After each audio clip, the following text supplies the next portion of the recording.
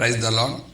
எனக்கு அன்பானவர்களே, இந்த நாளில் நாம் பார்க்க போகின்ற செய்தி என்னவென்றால், எந்த ஒரு நன்மையும் பரத்திலிருந்து வரும் வரை பொறுமையோடு காத்திரு. பொதுவாக எல்லா காரியங்களிலும் நாம் பொறுமை காப்பது நல்லது. ஆனால் ஆண்டவருடைய காரியத்தில் அதை அதிகமாகவே நாம் கைக்கொள்ள வேண்டும். மிகவும் அவசியம் அது.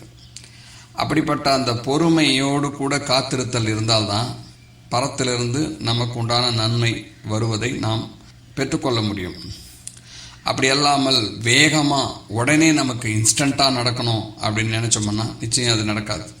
ஆண்டவருடைய காரியத்தில் பொறுமையாக இருந்து தான் நாம் பெற்றுக்கொள்ளணும். ஆனால் இந்த காலம் மிகவும் வேகமாய் செல்கிறது.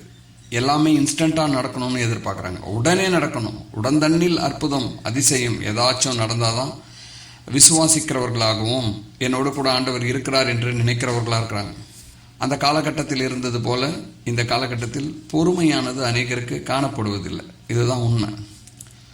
வேதத்தில் நாம் யோபுடைய வாழ்க்கையை பார்க்குறோம். யோபு மிகவும் ஆஸ்திகளை உடைய ஒரு சீமானாய் வாழ்கிறார். அவரிடத்தில் ஒரு குறையும் இல்லை. பூமியில் அவரை போல ஒரு நீதிமான், தேவனுக்கு பயப்படுகிற பயத்தை உடைய ஒரு நீதிமான் ஒருவரும் இல்லை என்று பார்க்கிறோம். அத்தகைய அளவிற்கு அவர் தேவனுக்கு பிரியமானவராக இருந்தும் கூட அவருடைய வாழ்க்கையில் சோதிக்கப்படுதல் நடக்குது. அவருடைய ஆஸ்தி அனைத்தையும் இழந்து போகிறார். அவருடைய சம்பத்து எல்லாம் அழிந்து போகுது. பிற்பாடு அவருடைய பிள்ளைகளெல்லாம் மடிந்து போகிறார்கள். எவ்வளோ ஒரு வேதனையான காரியம் பாருங்கள். ஒவ்வொன்றும் நிகழும்போது அவருக்குள்ள எவ்வளவு மனதில் வேதனையும் வலியும் இருந்திருக்கும் பாருங்கள். ஆயினும் அவர் தேவன் பேரில் கொண்ட நம்பிக்கையில் குறையவில்லை.